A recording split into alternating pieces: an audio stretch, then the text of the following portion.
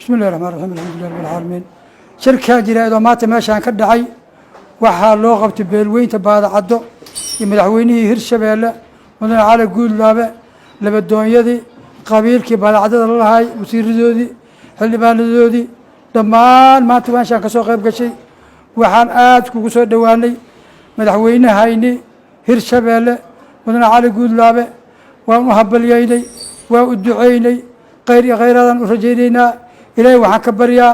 sidaan u heshiin allah noo heshiisiiyo ummaddana allah heshiisiiyo reehirana barooq allah gaarsiiyo hirshabeelle barooq allah gaarsiiyo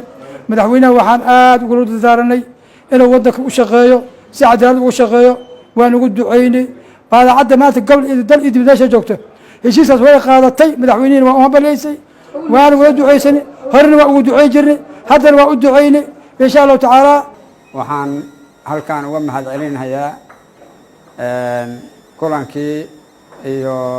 xafladdii quruxda badnayd ee aan kula kulannay madaxweynaha maamul goboleedka hirshabeelle cali xuseen guudlaawe aad iyo aad baan uga mahad celinaynaa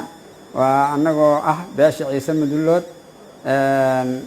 muxuu ahayey walaalkeen oo madaxweynihii labada gobol ah ayaan halkaan uga mahad celinaynaa mahadu ha ku gaarto.